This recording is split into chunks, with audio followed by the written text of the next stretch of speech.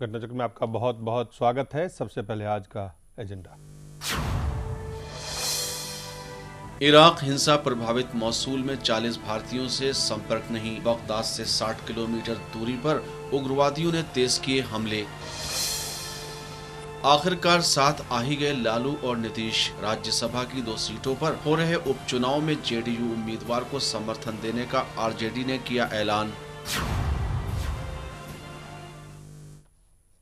सबसे पहले बात करते हैं इराक में हिंसा की। इराक में हिंसा का दौर जारी है। साथ ही साथ इराक बगदाद से 60 किलोमीटर की दूरी पर जो आतंकवादी संगठन जिसे कहा जा रहा है वो अपनी लड़ाई लड़ रहे हैं। उन्होंने हमले तेज कर दिए हैं। साथ ही साथ इस बीच में मोसुल में 40 भारतीय के फंसे होने की जो खबर थी, कहा जा रहा है कि उनका अपहरण कर लिया, वो किडनैप हो गए हैं, उनसे किसी तरह का संपर्क नहीं साधा जा सका है अब तक। और ये बात जो भारतीय परिवार हैं, जो भारत देश में हैं, जो उनके परिवारजन हैं, उससे चिंतित भी है। साथ ही साथ सरकार की तरफ से जो तमाम वहाँ पे बातें आ रही है कि वहाँ पे तमाम तरह के जो भी प्रयास किए जा सकते हैं, यहाँ तक कि विशेष दूत वहाँ पे भेजे जा चुके हैं इसके लिए। साथ ही साथ जो भी ज़रूरी काम है वो भी सरकार कर रही है। लेकिन एक बड़ा सवाल ये है कि इस जो वेस्ट एशिया में, पूरे पश्चिम एशिया में जिस तरह की स्थिति है, उससे भारत पर सीधा सीधा असर होता है।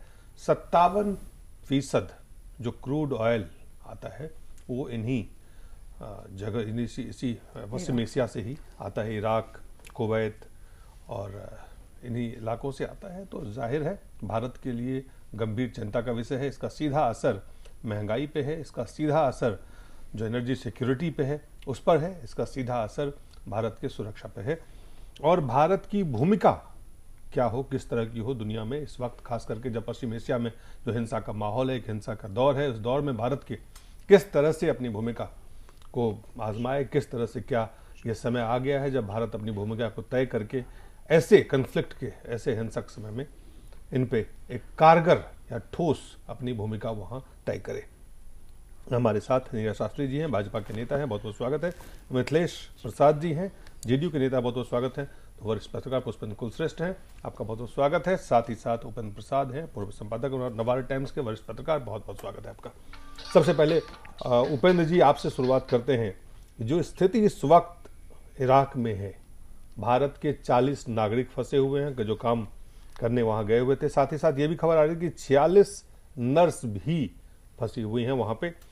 और उसमें से तमाम, हालांकि सरकार के तरफ से जो बातें आ रही है कि जो उचित, जो ठोस, जो कार्रवाई हो सकता है वो सरकार कर रही है, लेकिन सवाल भी उठ रहे हैं। अभी जो ताज़ा स्थिति है इस पे किस तरह से आकलन है, क्या आकलन है आपका? क्या देखिए, अभी जो स्थिति है जी, वास्तव में बहुत गंभीर है।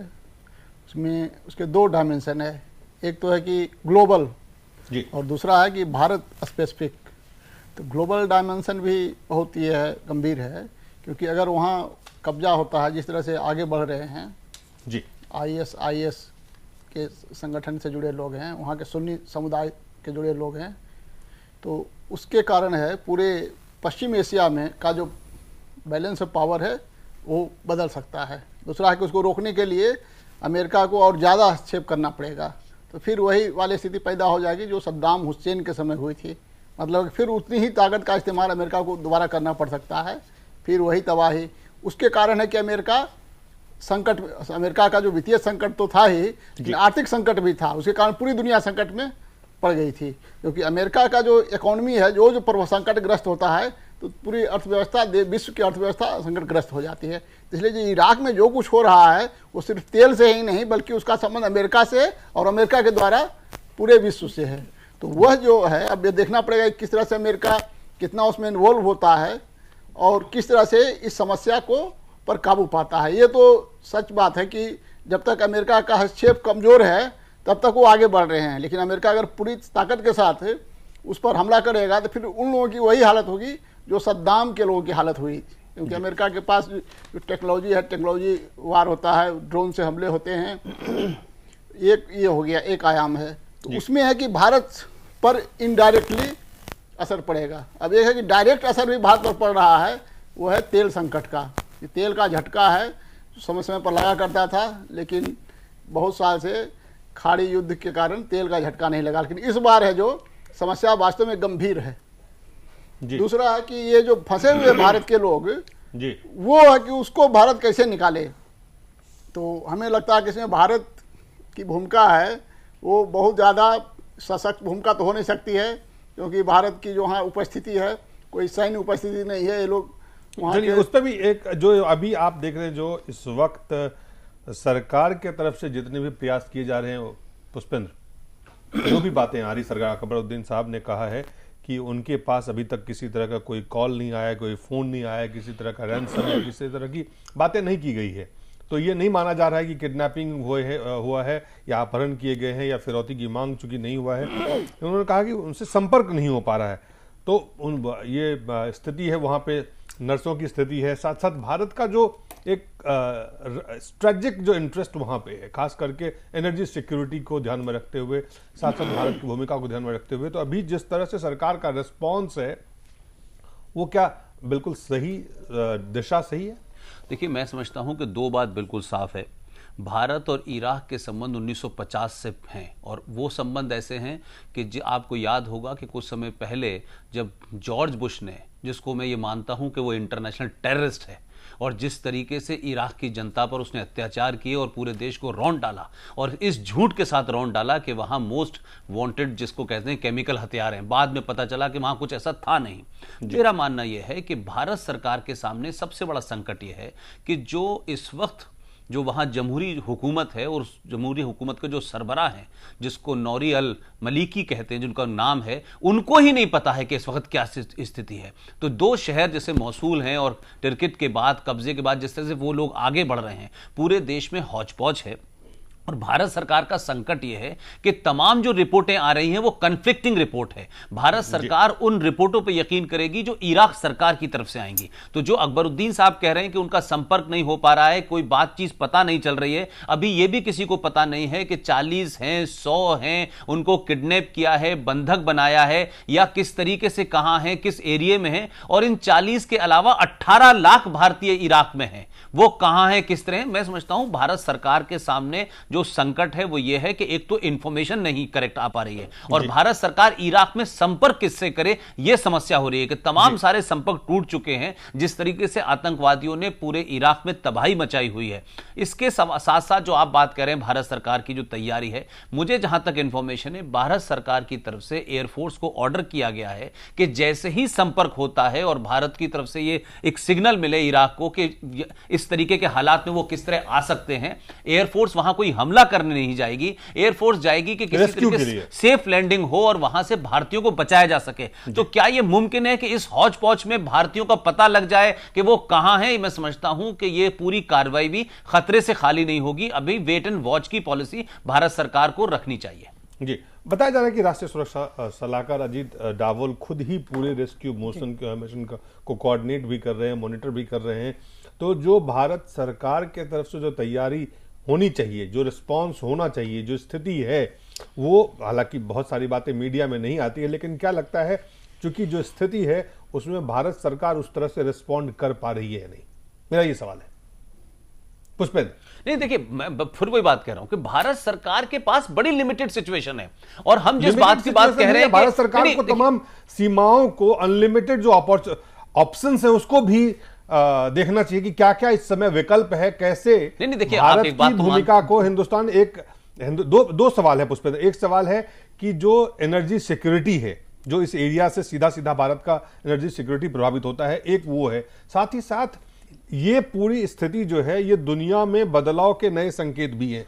वहां जो कुछ हो रहा है, चाहे वो हिंसा से हो रहा है, अहिंसा से हो रहा है, जो परिवर्तन वहां हो रहे हैं, इसका प्रभाव आने वाले कल का विश्व कैसा होगा, दुनिया किस तरह की होगी, उस पर सीधा असर डालेगा। तो उस तरह से भारत क्या इस क्राइसिस को, इस संकट को क्या अवसर के रूप में, कि किस तरह से भारत अपने आप को पोजीशन करे यहाँ पे, किस तरह चाइना के साथ, जापान के साथ या नेबरिंग जो वहाँ पे और दुनिया के देश उनके साथ कैसे मिलके अपनी जो स्थिति है उसको मजबूत करने के लिए क्या वो उस कोशिश की शुरुआत हो रही है, या हम अभी भी वेट, जिस तरह इजिप्ट में हुआ, बाकी जगहों पर हम वेट करते जा रहे हैं और सिर्फ वेट ही कर रहे हैं? नहीं, देखिए दो चीजें हैं। देखिए इजिप्ट में और सीरिया में जहां सब कुछ भी हो रहा है जमहूरियत के नाम पे, जिस तरीके से स्प्रिंग के नाम पे तमाम बदलाव हो रहे हैं, वहां हो ये रहा है कि जिन लोगों को हटाया जा रहा है सत्ता से, उसमें जो लोग आ रहे हैं वो तमाम दहशतगर्द हैं, वो सब तंजीमें वो हैं जो इस्लाम के कानून को चलाना चाहती हैं, और इस्लाम अलग अलग जगह अलग अलग तरीके से डिफाइन किया जा रहा है। ये लोग भी उसी तरीके की बात कर रहे हैं, ये भी कह रहे हैं कि कहते हैं कि वहां पे इस्लामी निजाम होना चाहिए,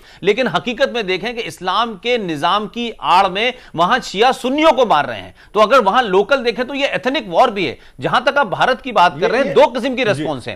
एक रिस्पॉन्स तो ये होती है जो तत्कालिक है, चाहे उसमें 40 भारतीय हैं, 100 भारतीय, उन्हें कैसे बचाया जाए। एक दीर्घ लंबी वाली बात होती है जिसमें मैं समझता हूं कि भारत की तरफ से ये पूरी कोशिश हो रही है कि जिस तरीके से अकबरुद्दीन ने अपनी बातचीत में यह कहा कि आतंकवादी शब्द उन्होंने आतंकवादी इस्तेमाल किया है जो लोग आगे बढ़ रहे हैं उनके लिए, तो ये तो भारत भी समझ रहा है कि अगर ये लोग आगे बढ़ेंगे और स्टैब्लिश हो जाएंगे तो ये सिर्फ इस खित्ते के लिए नहीं, वेस्ट एशिया से लेकर के ये आग आगे भी बढ़ेगी। और हमारे पड़ोस में भी ऐसे ही बहुत सारी तंजीमें हैं जिसकी वजह से भारत को प्रॉब्लम हो रही है। हम सब जानते हैं कि अफगानिस्तान से नाटो फोर्सेस भी जाएंगी, उसका भी हमें खामियाजा भुगतना पड़ेगा। तो वेस्ट एशिया में एक बड़ा फ्रंट खुलने वाला है, उसके लिए भारत चिंतित है। अब सवाल यह है कि क्या भारत अमेरिका के साथ मिलकर कोई इस पर रणनीति बनाएगा? रिस्पॉन्स रहा है भारत की तरफ से, जो टिमिड रिस्पॉन्स रहा है लगातार, अगर आप देखें जिस तरह से भारत के विदेश नीति रहा है। चलिए मैं आपके पास लौटूंगा, लेकिन नीरज शास्त्री जी हमारे साथ बीजेपी के नेता है कि क्या मोदी सरकार, नई सरकार, विदेश नीति और जो स्थिति पैदा हुई है इसकी हालांकि कल्पना नहीं की गई होगी,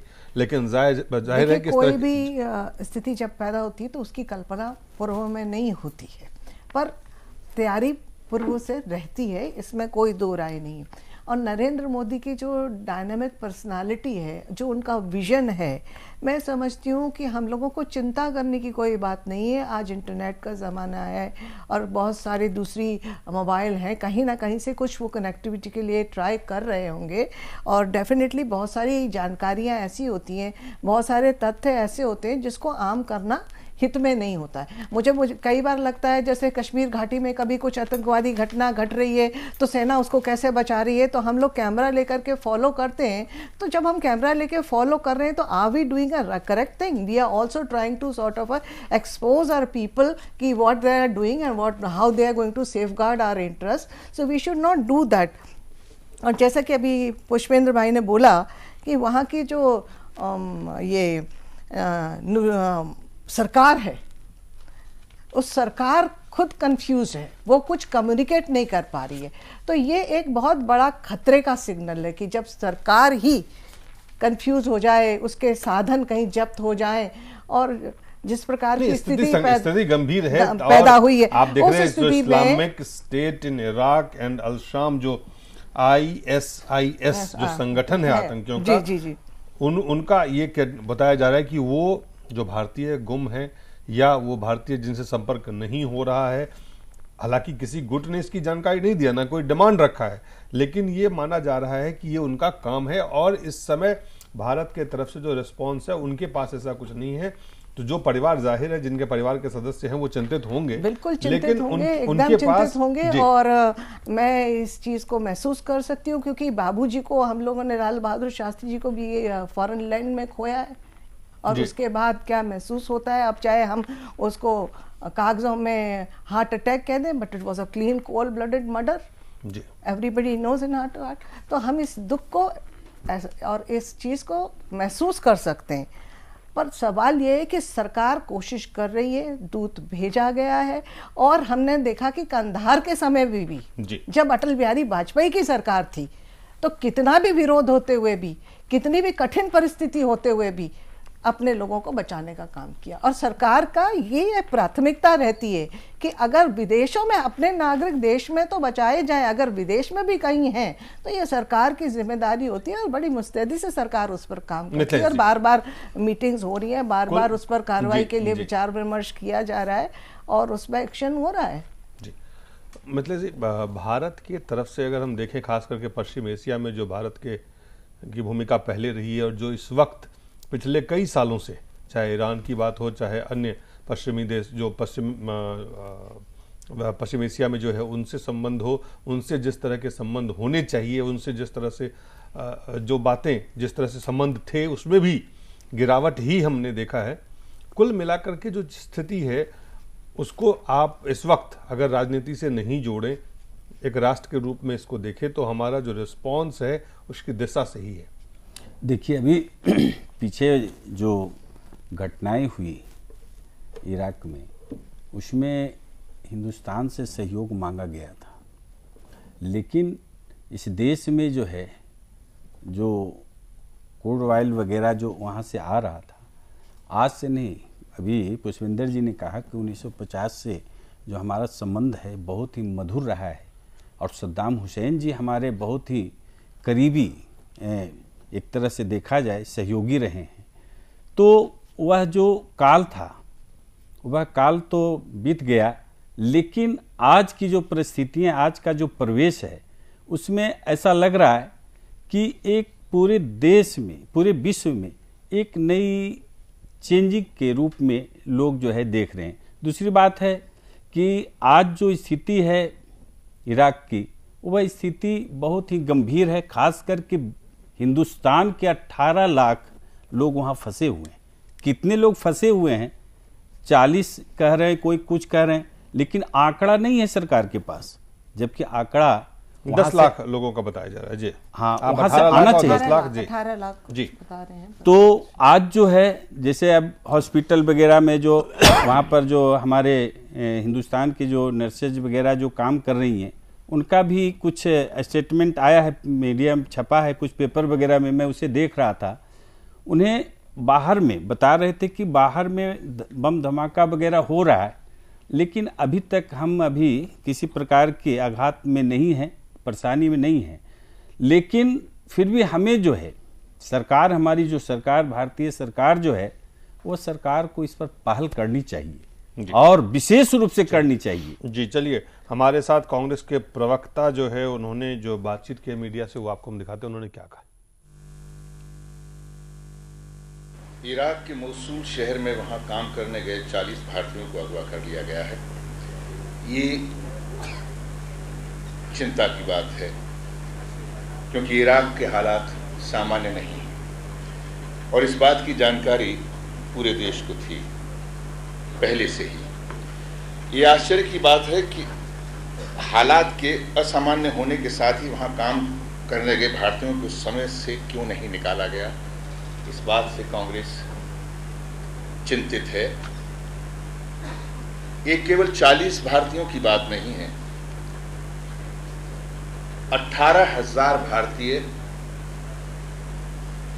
जो मूल निवासी है, वहां पर काम करते हैं, वहां पर रहते हैं, उनकी रक्षा सुरक्षा के बारे में क्या हुआ है, इस पर सरकार ने अपनी कोई भी टिप्पणी नहीं दी है।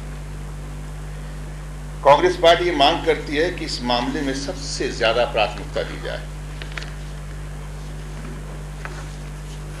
क्योंकि जो लोग आतंकियों द्वारा अगवा किए गए हैं,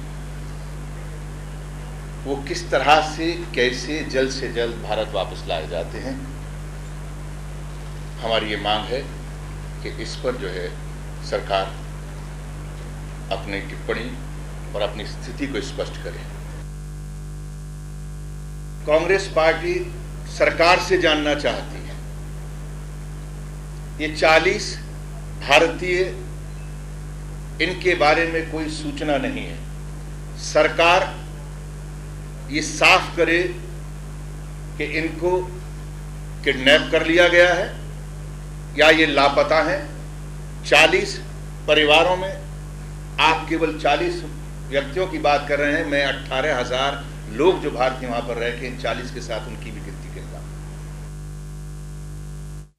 और भारत के सरकार की तरफ से साफ कर दिया गया है कि अपहरणकर्ताओं के बारे में, अपहर्ताओं के बारे में किसी तरह का कोई सुराग नहीं है। जिन लोगों का अपहरण हुआ उसके बारे में कोई ठोस सूचना भी नहीं है।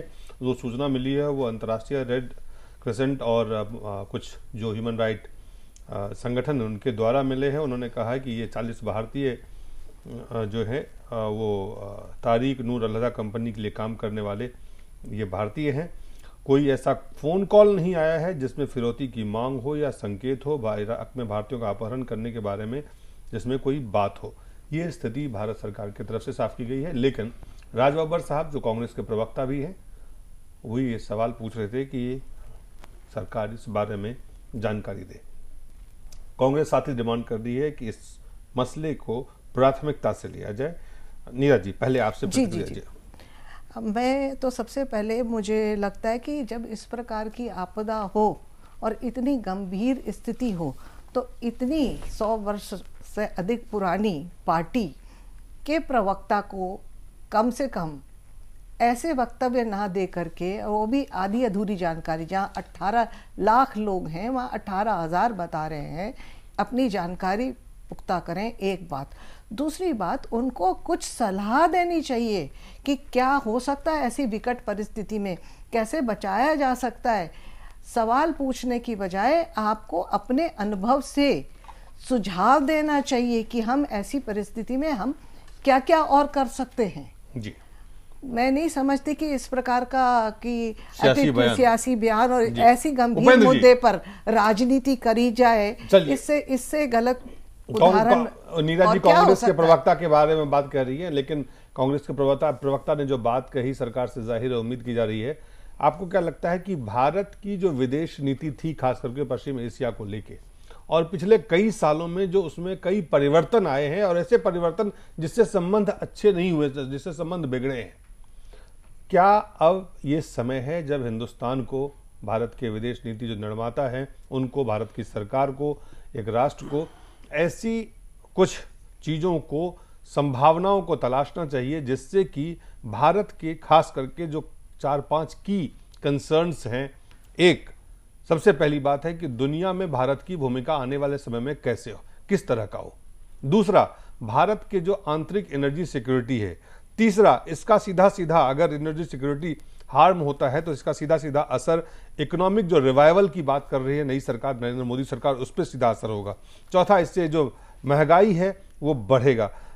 पांचवा, कि क्या ग्लोबल फोर्स, इस वक्त भारत लगातार पीस कीपिंग फोर्स में रखता है, लेकिन अब समय आ गया है कि ग्लोबल फोर्स हम तैयार करें, खास करके ऐसी स्थिति से निपटने के लिए। और साथ ही साथ मिलिट्री, डिप्लोमेटिक और जो इकोनॉमिक एप्लीकेशंस हैं उसको हम ठोस करें, बेहतर करें। और जो इस तरह के खास करके देश हैं, चीन है, जापान है, जो एशिया में, जिनका जो एशिया के देश हैं, उसके साथ मिलके एक नई शुरुआत करें। भारत की जो विदेश नीति है जी, ये पिछले मनमोहन सिंह सरकार के दौर में ये अमेरिका उन्मुख हो गई थी। मतलब वो अमेरिका पर इतने ज़्यादा डिपेंडेंट हो गई थी कि भारत अपना जो हित है उसको भी अपने तरीके से नहीं साध पा रहा था। उसका एक उदाहरण है ईरान।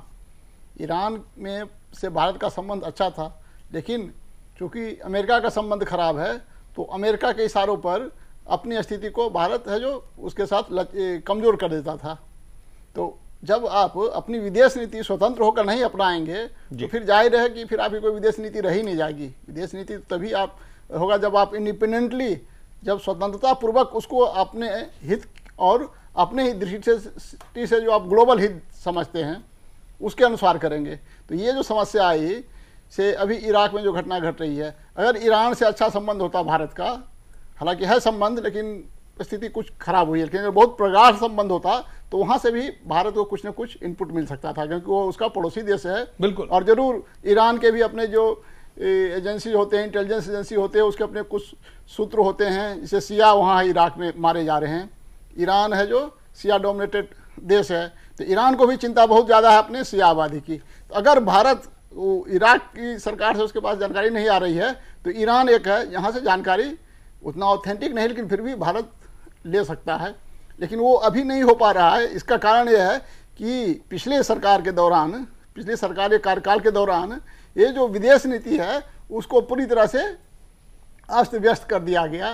पूरा है कि आप सब काम के लिए अमेरिका की ओर देख रहे हैं, लेकिन इराक में क्या, अमेरिका की स्थिति अब कमजोर होती जा रही है। अब समय आ गया हिंदुस्तान को अपनी भूमिका को तय करने का, भारत को अपना इंडिपेंडेंट जो पॉलिसी है, ना कि जो पहले कभी एक है भूपेंद्र जी फॉरेन पॉलिसी, दूसरी बात है कि आपको आज जहां भी हिंसा होता है, आज अमेरिका की सेना है वहां पे जाके अपने जो उनके इंटरेस्ट है उसको सर्व करने के लिए, उसको सुरक्षा देने के लिए, उसको सुरक्षित करने के लिए वहाँ पहुँच रहे हैं।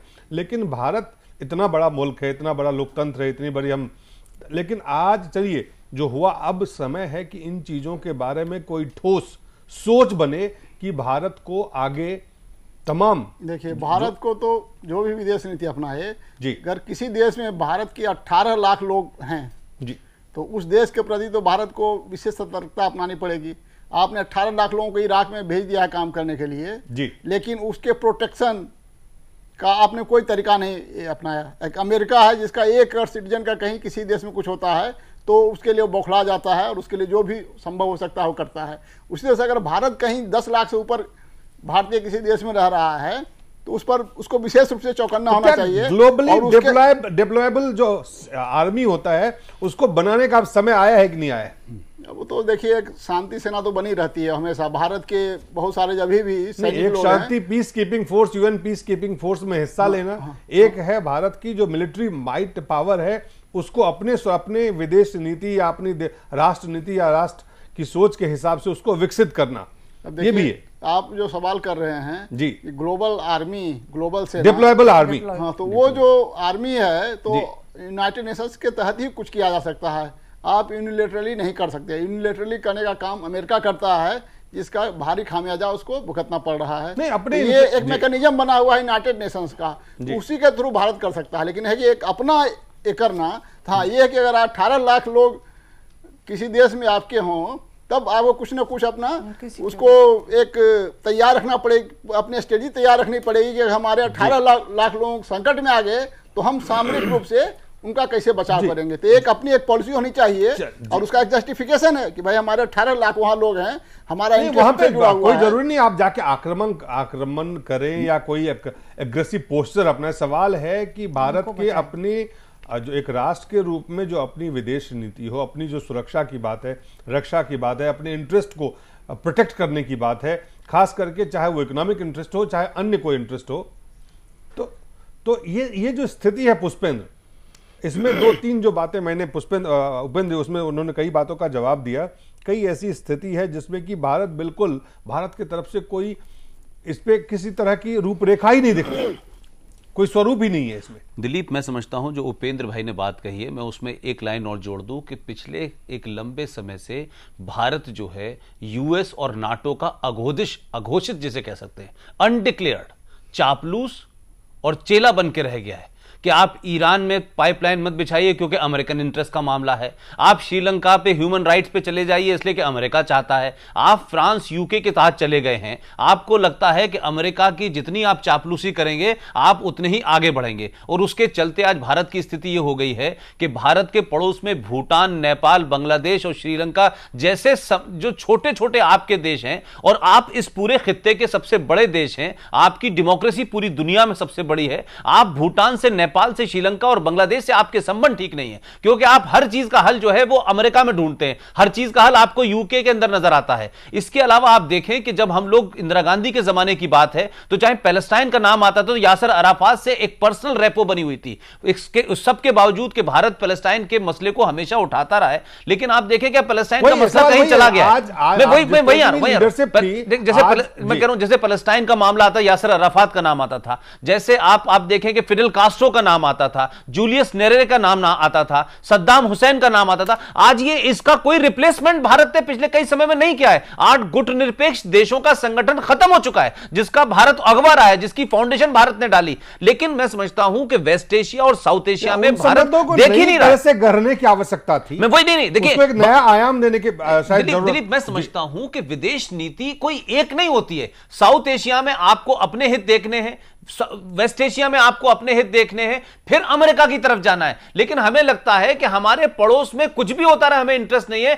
अमेरिका और यूके और वो तमाम जो वेस्टर्न फोर्स हैं हम उनके पिछलगू बने रहे। इसलिए मैं समझता हूं ये एफडीआई का एजेंडा, ये फलानी चीज का एजेंडा, वो अमेरिका से ये आएगा, 7 रुपए का डॉलर बढ़ते बढ़ते आज 58 रुपए आ गया, इससे किसी को मतलब नहीं है। हमने ये मान लिया है कि हमारा डेवलपमेंट का मॉडल ये है कि हम अमेरिका के कितने नजदीक चले गए और इस तरीके से हमने पूरे गल्फ कंट्रीज में बहुत लोगों को नाराज भी किया है। आज ईरान की बात जो उपेंद्र भाई कह रहे हैं सही कह रहे हैं। आप देखें कि जो पाकिस्तान के माध्यम से भारत में जो पाइपलाइन आनी थी गैस, जिससे भारत और पाकिस्तान को ज्यादा फायदा होना था, वो सिर्फ अमेरिकन इंटरेस्ट की वजह से छोड़ दी गई।